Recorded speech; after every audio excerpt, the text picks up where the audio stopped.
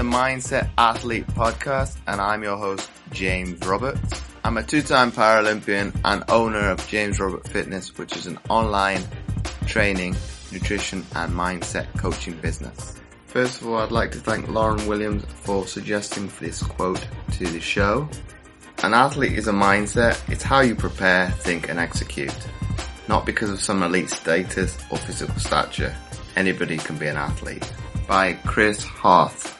And each week on the Mindset Athlete, we like to bring you inspirational athletes, a message, or experts talking about human optimization to teach you how to change your perception of your mindset and become 1% better. And on today's show, I've got Nick Grantham.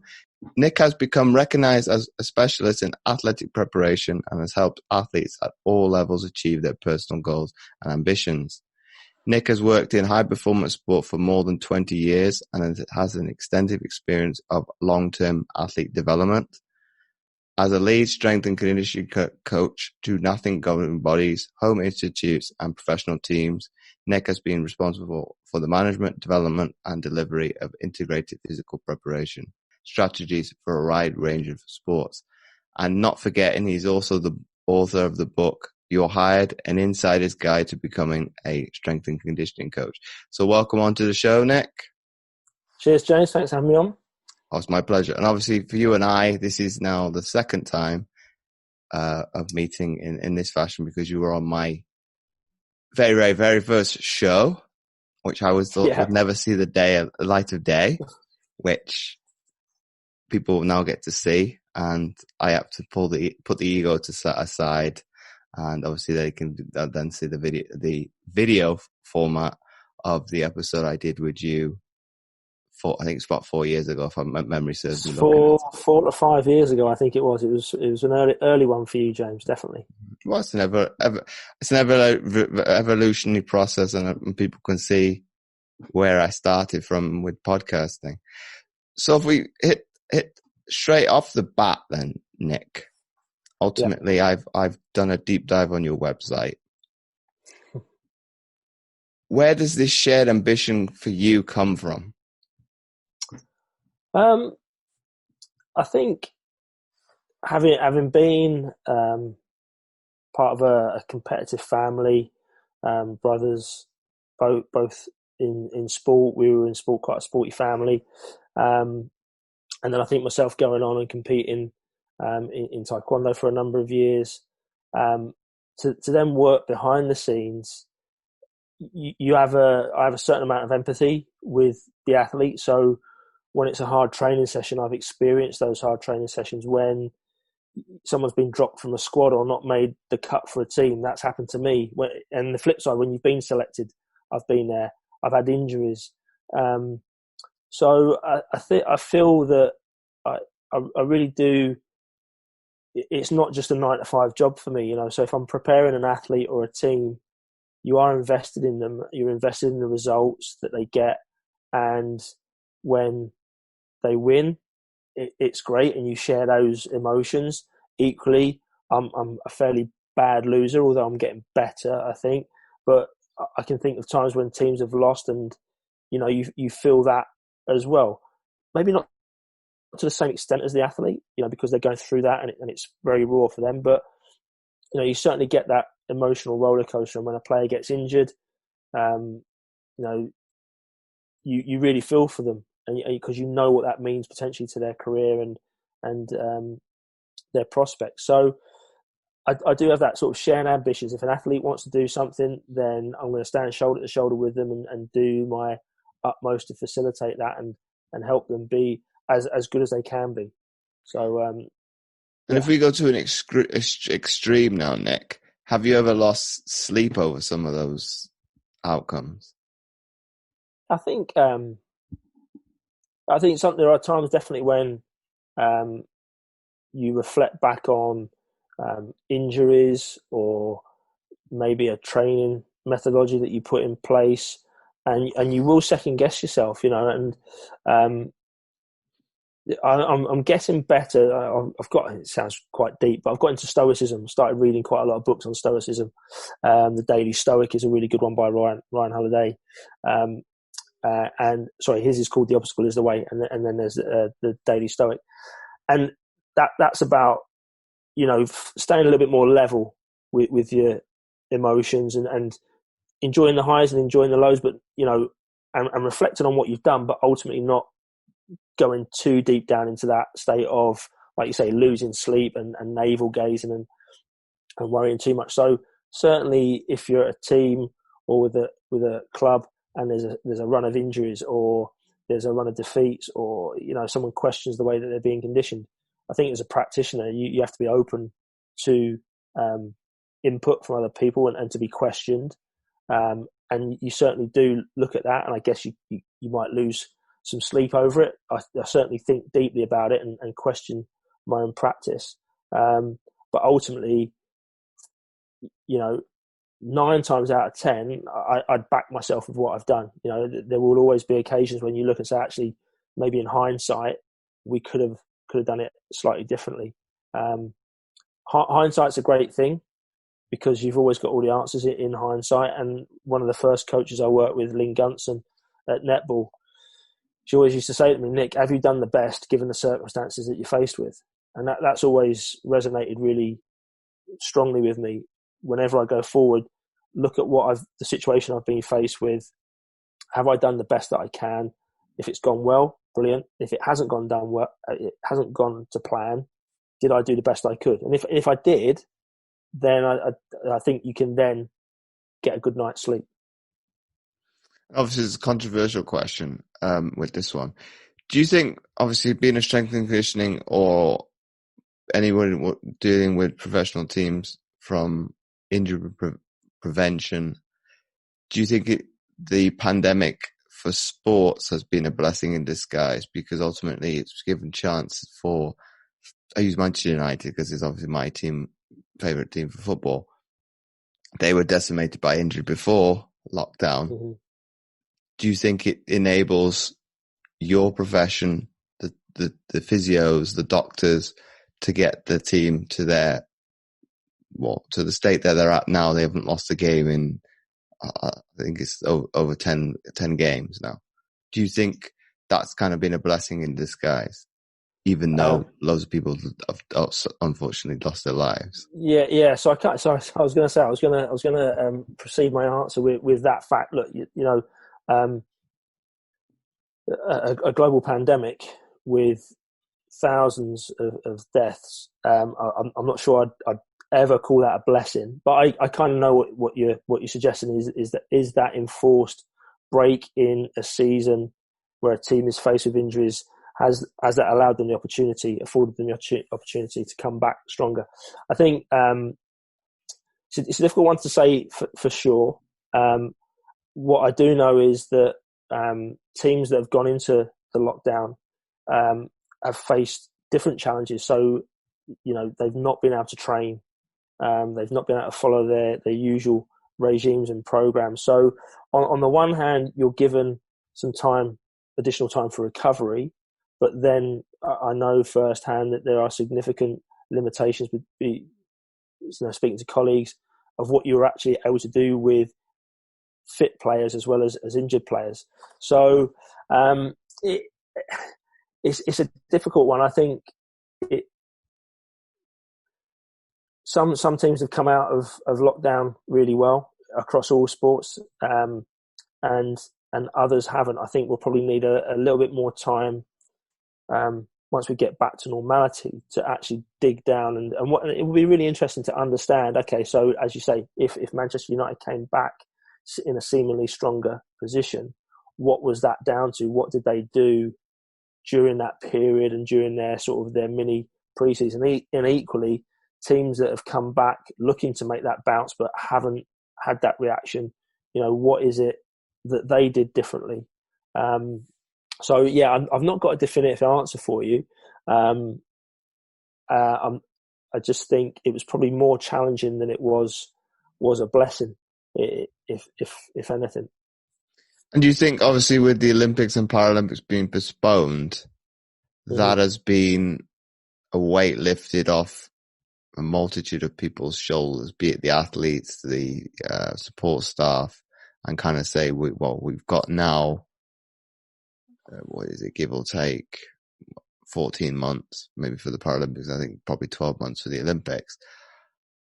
Do you think it's still challenging with the having to be very much evolutionary and adaptable, because ultimately there's still going to be a minefield to navigate? But do you think with having that kind of ultimatum where they've made a decision and nothing was really, versus it being in the beginning, it was up in limbo, well, will we, won't we compete in 2020? And then obviously athletes, some came out and spoke about it and say, well, it's making me restless, giving me a restless night's sleep because ultimately my preparations aren't ideal, let alone perfect. Yeah. So I think with anything going through this period of time, and you can relate it to other aspects, is when there's a sense of confusion, when there isn't clarity, that's really difficult to deal with. So I think we've seen that it both play out in the public sector, but certainly in the sport arena. And I agree, when you've got athletes that were preparing to become, probably going on holding camps around about now, and they're there in March, not knowing, am I going to have to adjust my training program? Should I be training more? Should I be training less? Should I go to, there's so much uncertainty. I think that's when it is very difficult to deal with, that when there's that level of confusion. So I think when a decision is made, and whether you agree with the decision or disagree with the decision, at least you then have clarity. And when you have clarity, I think it's then easier to start planning. Now, there's going to be people that were probably jumping for joy when the Olympics were postponed and Paralympics were postponed, because it's like, do you know what? I've got an injury, or my training hasn't been going so well. I've got another chance, or I've missed out on selection. And for some people, this will be an opportunity for them to, get a second chance. But equally, there will be a lot of athletes, I'm sure, who have kind of reached their peak. And this year, 2020, certainly in some sports where there's a real early specialization, they might not have the opportunity to be able to compete next year. So I think it's like most things, James. There's going to be some people that are winners and some people that are losers. But at least you have clarity on the situation. It's not happening now. It's going to be next year. So revise your schedules and go again. But do you think for like it going into the future, it's going to better prepare the athletes, because ultimately this is an extreme. Nothing is going to come close to that, even in the worst case scenario. Yeah, so I think it's interesting talking to not just athletes but other people in general population about how they've coped with the unpredictability. So one of the things as a coach, we always talk about planned unpredictability. So we have our plans, but we recognise that those plans are going to shift and going to change. And I think that, again, there will be some athletes, and maybe from particular sports where it's a very relatively straightforward sport. It's a go from point A to point B, and if we do X, Y, and Z, we get this result. So I think people that are used to that very sort of formulaic way of training and an input-output type approach, they may have struggled more with this kind of unpredictable situation, as opposed to athletes that are maybe used to having slightly less structure within their program. So I think that goes for coaches as well. Coaches, both technical as well as backroom staff and athletes. You're going to have some people that love to have structure and want to know exactly what day we're training, what the sessions, sets, reps, loads are. And if there's any deviation from that, they struggle. And then there's others that cope with a little bit more ambiguity. And I know certainly over the last sort of decade, I've tried to find ways to build in more autonomy for the athlete to make choices and decisions about how their week shapes up and what type of training they do. And I think that allows them to then to be a more flexible and adaptable athlete, both in their training but also on the court or field of play. Because you often find again, you said before about robots versus humans. I think there can be times when we create very robotic athletes that run the play, but aren't able to then make changes and adaptations based on how the opposition change, or even the circumstances within the stadium. Changes in scheduling, changes in lineups. So I think one positive that may come out of this is that athletes have had to, and coaches have had to adapt their way of working and deal with planned unpredictability and get comfortable with that, with being uncomfortable, with not quite knowing exactly what the end date is going to be. And if we come to your book, Nick, yeah, what's the reasoning behind that? Yeah, for You're Hired. So that was born out of, I was getting lots of emails from students, young strength and conditioning coaches, and they were all asking very similar questions. Which books do you read? What's good university to go to? How can I improve my CV? Can you look at my covering letter? And I was responding to each of those individually, and I still do a lot of that. But I just thought there's got to be a more time effective way of doing this. I'm getting asked these questions on a weekly basis, and I decided to put together the book. And really it's because I think at the time of writing, I felt that there were graduates coming out that didn't have the skill sets that they needed in terms of to secure a position within high performance sport, whether that was strength and conditioning or sports science, and then go on to be an effective practitioner. And that was born out of looking at CVs that they were sending me with that were just below standard, wouldn't even get past the general paper sift in terms of spelling and punctuation and the way that it was set up.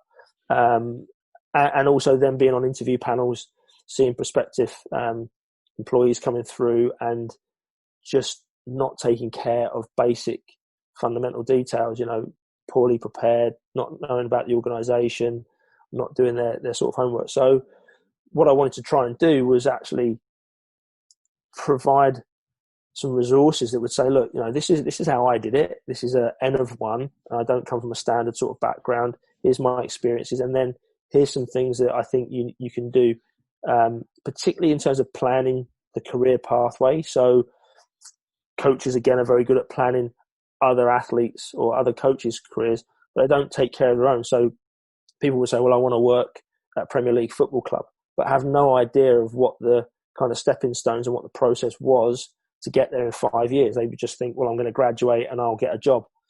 And what I've tried to do in the book is provide a real framework of where young coaches can look at their skill set, look at 8 fundamental areas, and almost you do a radar plot and you figure out where your gaps are. And then, right, well, if I'm not very good at communication, I need to work on my communication skills before I worry about X, Y, and Z. If I'm not good at working with large groups, but I want to work in a team sport, I need to get myself in front of athletes and deliver. So it's really giving them a step-by-step guide, and then also practical advice about how to develop a mentoring sort of group, how to look for good internships. It's due a rewrite, actually. I do need to update it. It's about 5 or 6 years old now, so I want to update it, and I want to do a companion piece where I gather the thoughts of other professionals, so 20, 25, maybe 30 other professionals, and tell their story, because I think there's a real power in knowing the technical stuff, but also seeing that there's 30 different ways of going about it. So you can be the very academic person, you can be the late starter like I was, you can come from a sports route. So there are some plans in my mind to update the first one and provide a companion piece for it as well. Well, I can go a step further. I'm quite happy to share this with everybody, because ultimately I'm probably one of those people as well, because I'm a coach. I can write people's programs. When it comes down to structuring I can do the session that without it, but obviously the planning behind it could be a little bit better, because ultimately it is probably one of those things that you think of yourself at the back of the queue. It's, well, I need to get all these people things done. Ultimately, you are being paid by a governing body. I'm being paid by clients, and I don't forego my training, because ultimately I need to be in tip-top shape. Because ultimately, this is a question when I do market research. I ask people, what do they stand for and what do they stand against? I can do the stand against quite easily, but the stand for is a little bit more challenging for myself. But ultimately, what I stand for is probably my overall well-being, health is paramount. It irrespective of my job, that is very, very important to me. And that's probably built, I don't know, since I've could walk. And ultimately that's probably a moral compass. If I deviate from that, which I have done when I have worked in education for a little bit, I went off the rails, and people they like to know, well, how did you get back on track? Well, I didn't write it down, because ultimately I lived it very much like I did in sport at the time. It was a process, but I wanted to do it. I took the sacrifices and ultimately reaped more rewards than the ultimate down anything negative. But even the best don't hold themselves accountable as best as they can. Mm-hmm.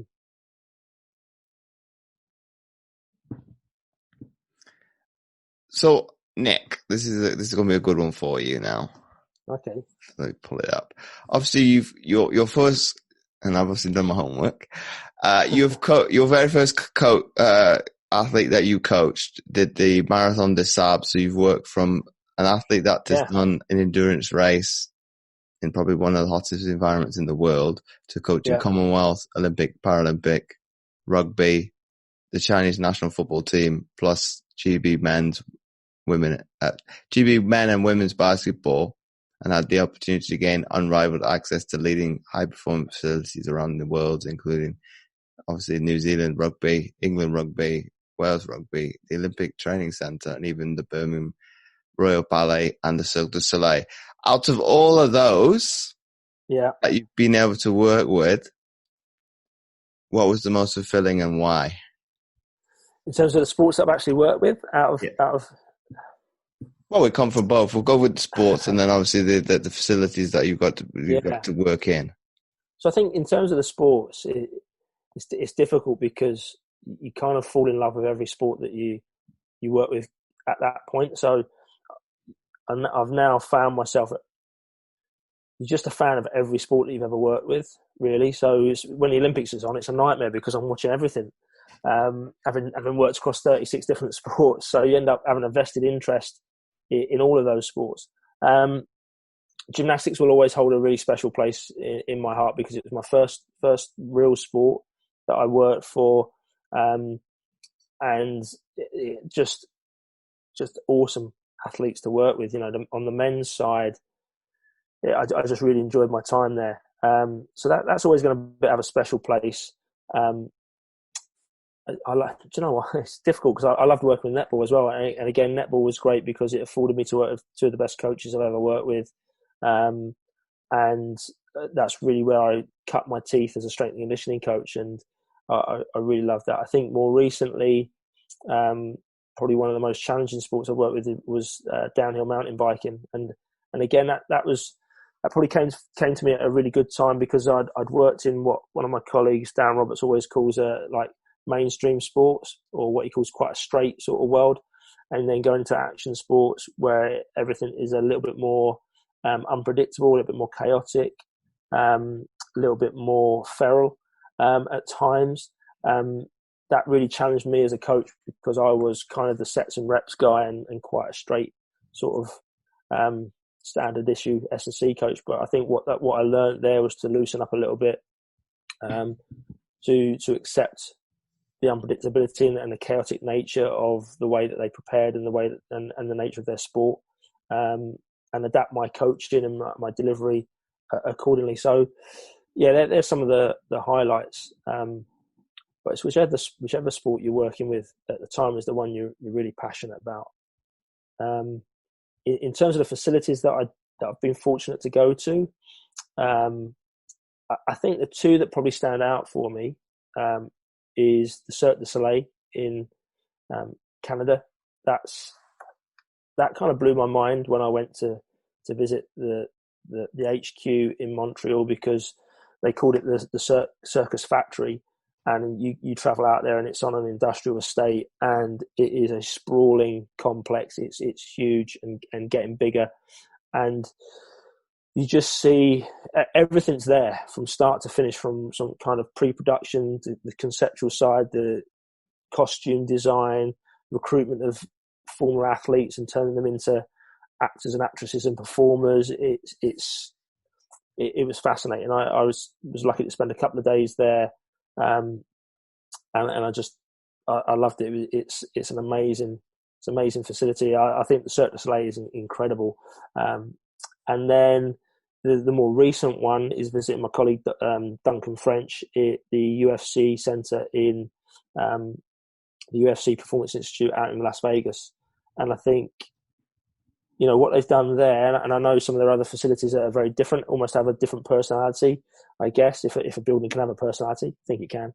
Like the one in Shanghai is different to Vegas, but it just struck me that, so it did look, it was brand new. It's a brand new facility. I got to have a look at it when it was on opening weekend. But it's not over the top. It's not too, they've got everything they need. And don't get me wrong, it's a beautiful looking facility, but there's kind of a workman-like quality about it as well. And the way that the athletes flow through the building and the way that everything's connected, that strikes me as a really sort of world-leading performance institute of the modern era. And I think there'd probably be a lot of people looking at that sort of facility and taking pointers when they're creating their own performance institutes. So from that basis then, Nick, are you very much, or S&C coaches in general, when they see these outstanding facilities, a kid in a toy shop? You get a little bit excited. I mean, yeah, I get very envious because I've never worked in a decent one, to be fair. Yeah, I think you look at what people have got, but facilities are important, but you need to have good people in those facilities, both in terms of support staff, coaching staff, and athletes. So there are plenty of athletes that have won world championships and Olympic medals that have trained in very sort of down and dirty facilities, with not a lot. And an amazing facility doesn't always guarantee you outstanding performances. And sometimes I think, if you have an outstanding facility and that's all you've ever known as an athlete, there's almost this sense of entitlement. And then what happens is, if you're used to the perfect pitch, perfect changing room, perfect gym, everything arrives on time, you've got all your nutrition, when you then are faced with a situation that is unpredictable, where, the pitch isn't perfectly manicured or your shake doesn't arrive on time, that will then throw the athlete and the team. So again, I think in terms of building resilience, I think it's, whilst having an amazing facility is great, I think you also need to maybe do some of the hard yards as well and not always train in sparkling facilities. Probably come from both of those then, to a certain extent, because be it my background, my mother worked for NATO, so I was very fortunate, and I'll give some context for people who don't know what that acronym is, North Atlantic Treaty Organization. So I had virtually not 24/7 gym, but access to, and I was speaking to an old teacher of mine yesterday about it. I had whatever facilities I had at my disposal from the age that I could obviously lift.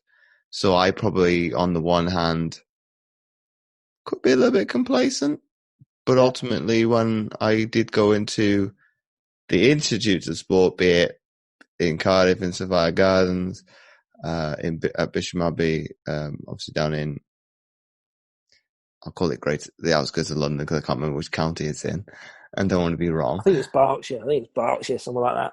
It might Somewhere be posh. It's on the border, but Berkshire, Buckinghamshire, but I can't remember which one. Expensive, that's for sure, to live there. And then obviously, where else have I trained? Loughborough College. Didn't unfortunately get to go across the road to Loughborough University's facilities, but the gym was all right. Got things done. I've been with volleyball, very basic ones, with being based on the university campus of Roehampton University in London. That was very basic, but got things done. So I think I've been spoilt with being in the luxury of rowing and all the sports that are based out of Bisham. That had evolved. That was I say above average one when I first got there. Yeah. To before I left, it evolved. I think it's evolved again since. And then obviously what we discussed off air, obviously with the social distancing, these gyms are going to probably have to adapt again to obviously get the numbers of athletes through and training safely and as best as they can to prepare for the pinnacle of their lives. I think one of the things that's also important to recognise is that just as athletes can get sport, I think coaches can get sport as well. So I think that I've definitely seen situations where a young coach has only ever known world-class facilities. So they've always had full lifting platforms. They've always had Alaco plates and the best of everything because they've come from either a very established university or through an institute set up. So the first time they go on a training camp and they are in the back of beyond with limited access to kit or, difficult circumstances, they struggle because, well, where's my platform to do? We haven't got one. Okay, well, where can I do my sprint work? Because we haven't got a track. Well, you can do it in the car park or in the corridor of the hotel. We've done sprint sessions with GB women basketball in a hotel corridor. You get done what you need to. So I think it works both ways. I think you bring some good stories of me then. Be it, I'll go back to rowing days because that's an extreme that you talked about. Obviously, we had training camps warm weather training camps. So it was a very, very good reprieve from university at times for me personally. But my point is with this gym was underneath a swimming pool. So very, very, very hot. And, obviously the preparation for Beijing now 12 years ago, but back in 2008, we were there in the summer. So that thing was absolutely roasting, but it's the best that you've got. It was very makeshift, I won't go to the extreme of Rocky-esque, but almost pretty close. So very different on a different planet from training in Bisham, to going to probably the other extremes of what you talked about. And I'd lost my train of thought with that one. But in terms of probably the other extreme of the story, and it's completely gone, but I can't remember. If it comes back to me, I will say it. But in terms of that's an extreme, and then I can't remember what the other one is. But hey, that's the moral of the story. I think going back to what you said right at the start about are we like kids in a sweet shop? We are, and I think what we have to be mindful of though is not falling into the trap of always wanting something else. The grass is always green. Oh, well, I want a bigger facility. I want a new rack. I want new kit. I want a track. I want, and we all fall into that trap. But I think the key is make the best with the circumstances that you're currently in. So if this is your gym, this is your facility, like make the best out of that. Exploit every aspect that you've got and make it the best it can be. Still strive for something better, but don't just sit there going, well, we've got a crap facility, so what's the point?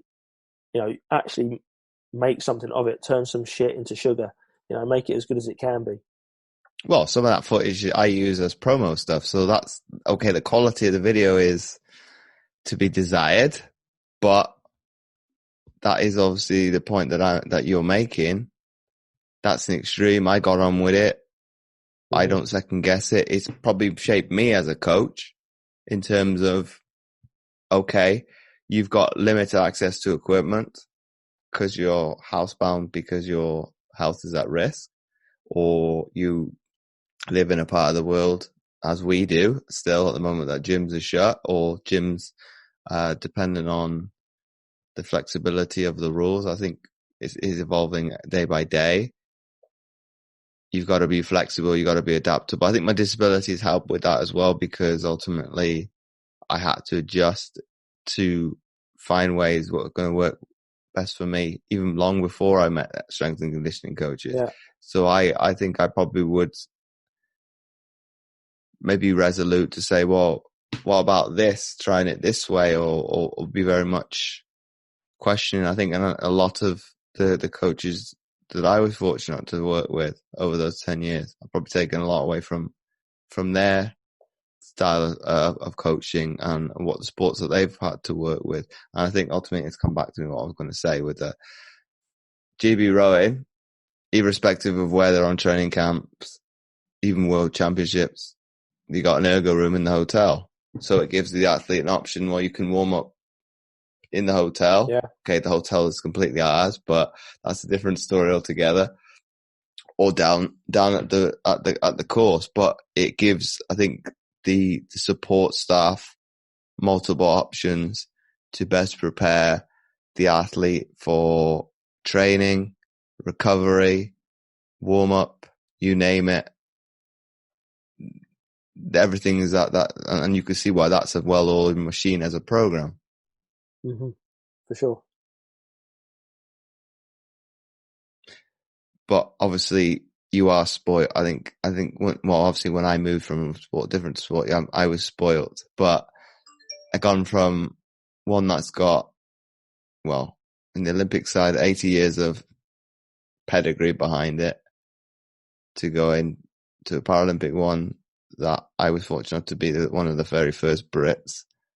That's now a legacy that they've got on par with the Olympic program. But I think we're probably going to an extreme with volleyball, and very much similar to probably what GB basketball had to face. It's this, well, we deem that we belong, but obviously the legacy that, well, you still need to prove yourselves. And I think obviously volleyball probably falls a little bit lower than that.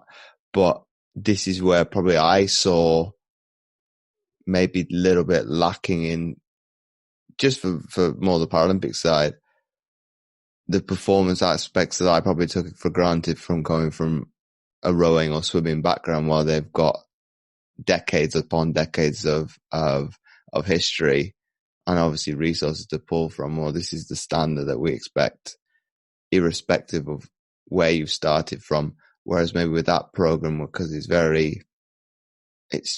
trying to still hang on to this day, but I think what they're trying to do now should have been done 10 years ago. But that's my only little bit of well, it could have done a little bit better, but obviously, like you say, that's for the athletes to hold themselves to a higher standard and things like that.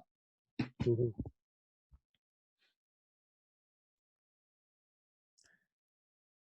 So moving nicely on to my next question for you, Nick, then, and obviously you've got it written down in front of you because I asked you before we started recording.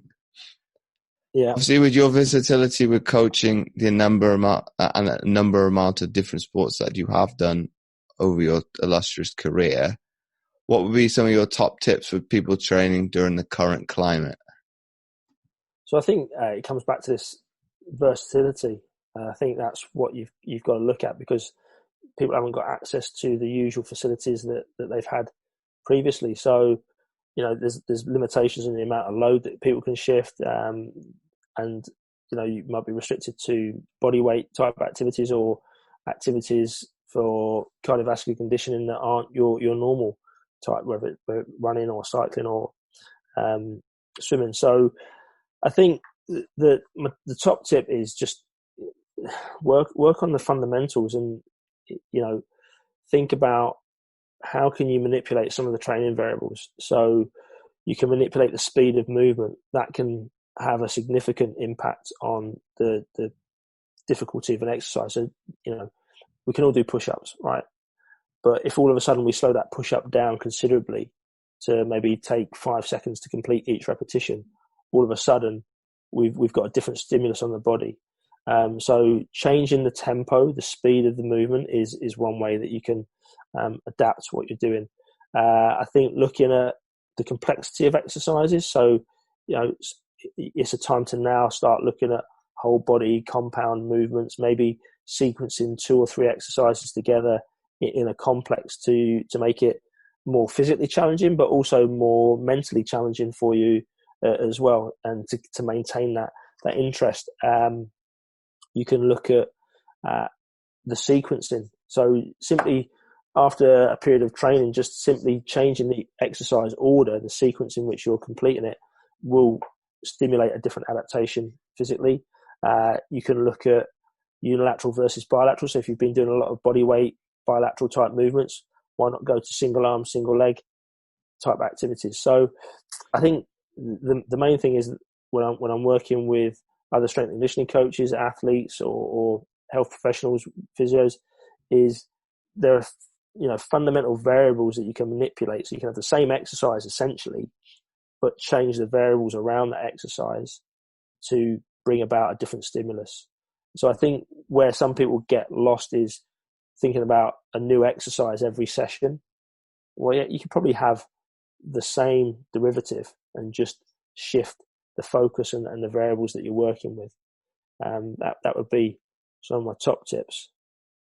Well, you brought a nasty thought back into my head with that one in terms of the derivatives of this, and this is probably a circuit that you probably prescribed as well. Let's see if I get it right. It was 6 rounds of,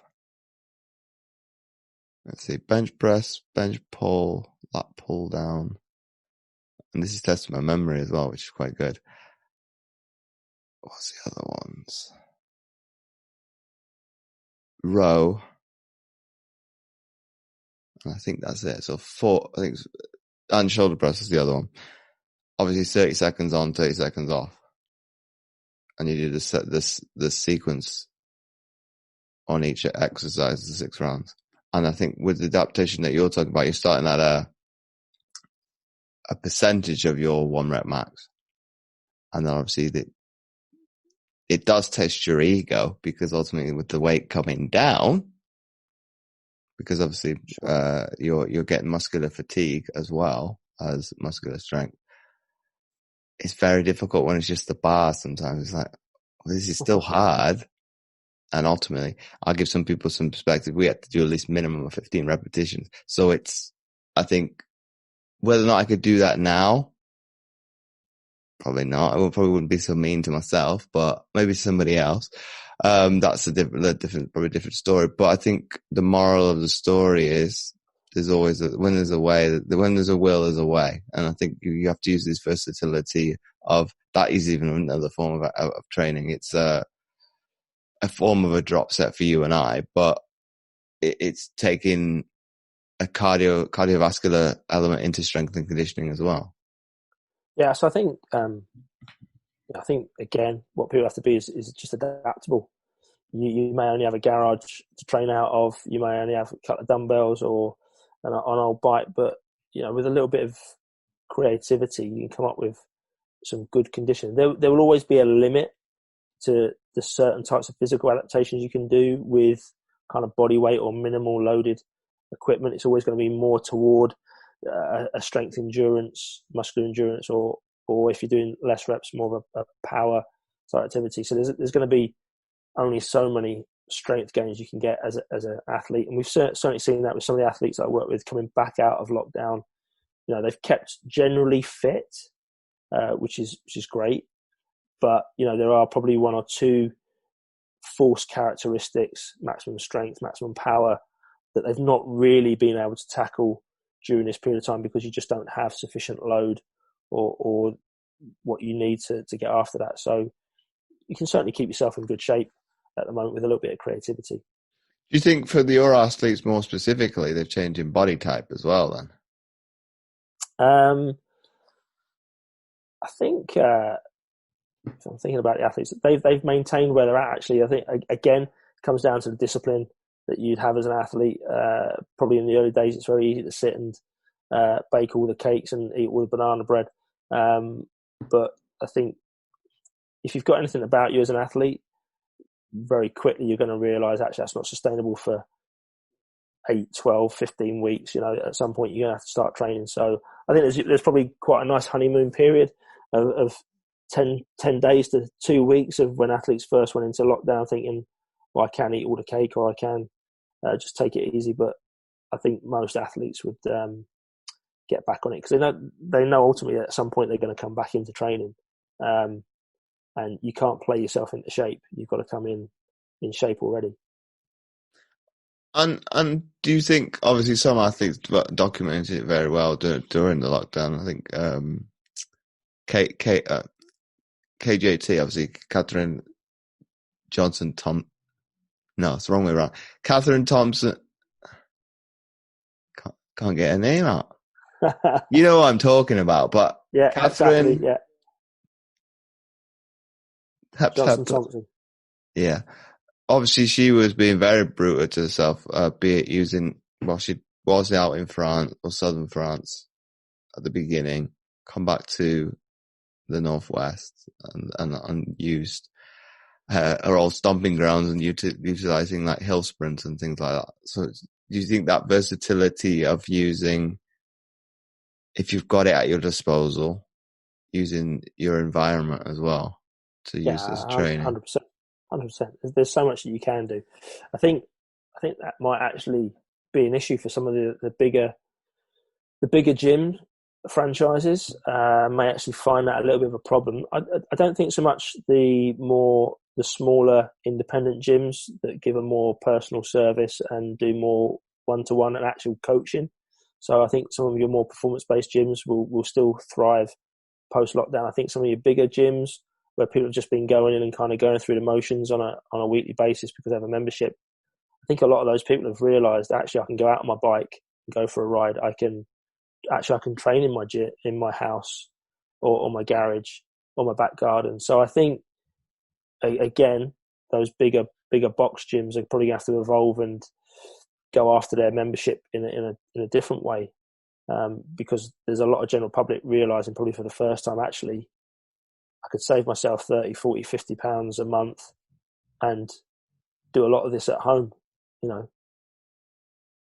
Why do you think that evolution process, obviously it's taking an extreme for people to realise that? Yeah. I think we just, maybe it's because the perception is that, I think over time we go to a gym to keep in shape. I think that's the perception of the masses. And they were geared up for people to go in and, you can go on your cross trainer and watch TV and it's all quite comfortable. And I think maybe the thought or the perception of going for a run or going out on the bike is you've got to have a lot of specialised equipment and it's cold and it's wet or it's inconvenient. And I guess, necessity is the mother of invention, isn't it? So I think necessity has meant that people have realised, actually, I'm going to dust off my old bike in the garage and actually I quite enjoy going out for a ride. That might change when the winter comes, because we have been in the summer and it's been nice weather. But I think there will be a shift away from maybe some of those big box gyms. And I think I certainly know independent facilities or people that train in those big box gyms have fitted out their garages. They've bought racks, they've bought plates, so they're probably going to be sitting there thinking, well, I've invested a significant amount of money, maybe a year's worth of gym membership on fitting my garage out. Actually, I've got everything I need here now, so I'll just stay and do it here. So yeah, I think it might affect the bigger brands rather than the smaller ones. I think the independent gyms could do well out of it or come back in the same sort of state if they've got more of an athletic population they work with. And from you being obviously working at every stage of performance, be it from amateur stages all the way up, mm-hmm. Why do you think some people are going to struggle with the mindset when it comes to the winter? because it's uncomfortable.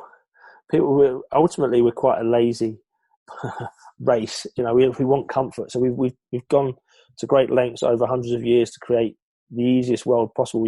Cars, planes. We don't like to do stuff that's difficult. So I think like everyone can train when it's nice weather. I did an event across Scotland last year with my friend, which is a combination of running, kayaking, and cycling on and off road. We did it the year before, and it was glorious weather. It was beautiful. We had a great old time of it.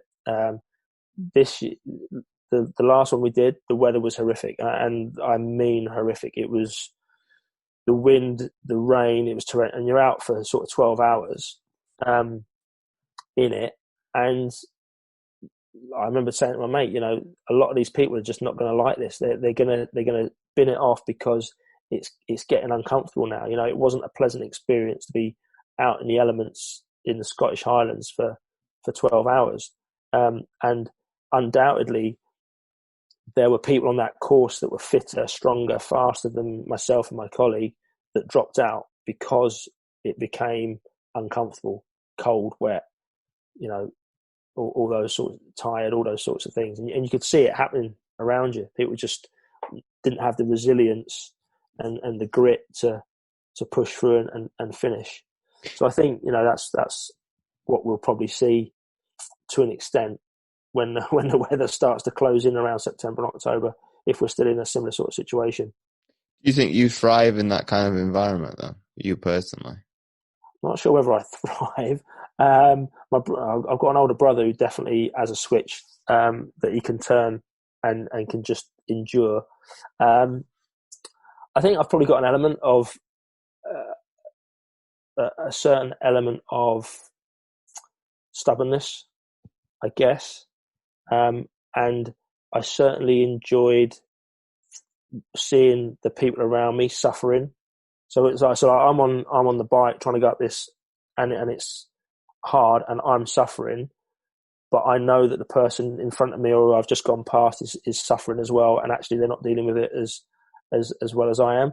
So I'm not one of these people that chooses to do, like, I'd love to have done it in nice weather, but equally I'm probably not going to shy away from a little bit of discomfort.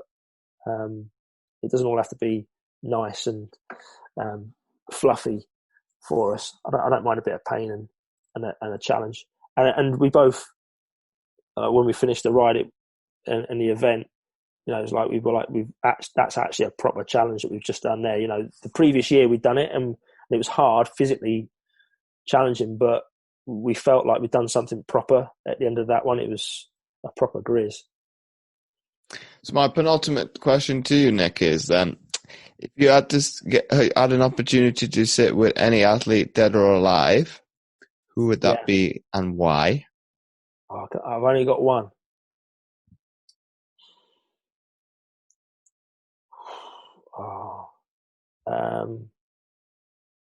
That's a good question. One athlete, dead or alive. Because as soon as I say a name, I'm going to instantly think of someone else that I'd really like to sit and talk to. I met him once, but like one of my childhood heroes was Daley Thompson. Came from near where I lived. I would see him training at our local track.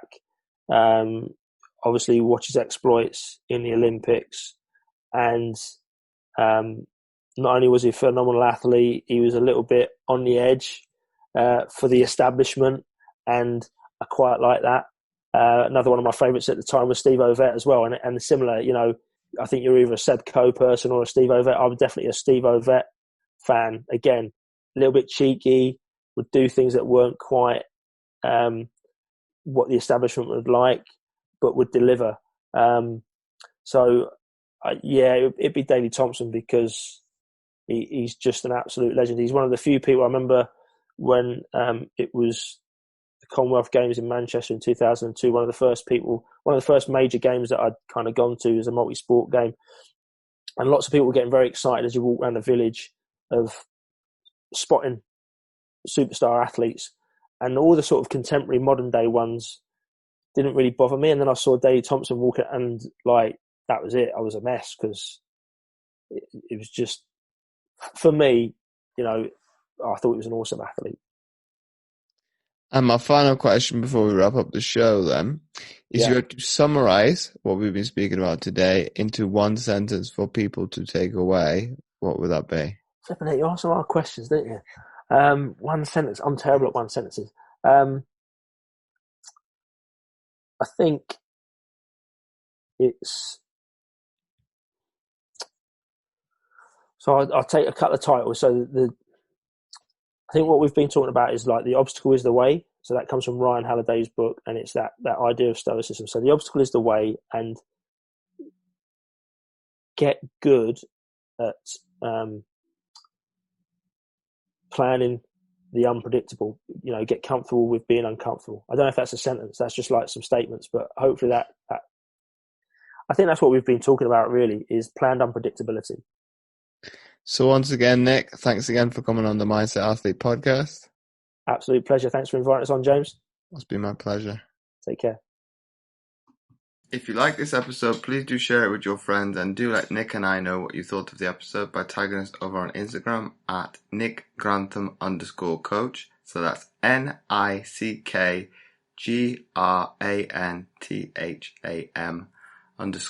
_coach, and at James O. Roberts 11. And again, you can do the same on Twitter and Facebook.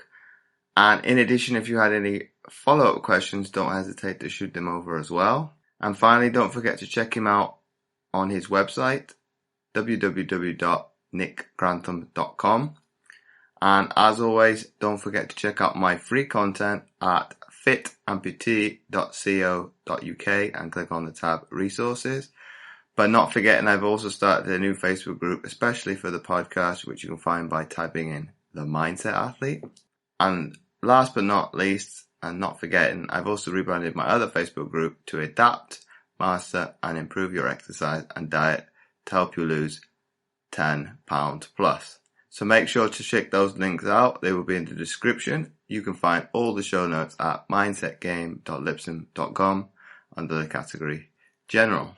So once again, thanks for listening, and I'll catch you next week for another episode of the Mindset Athlete podcast.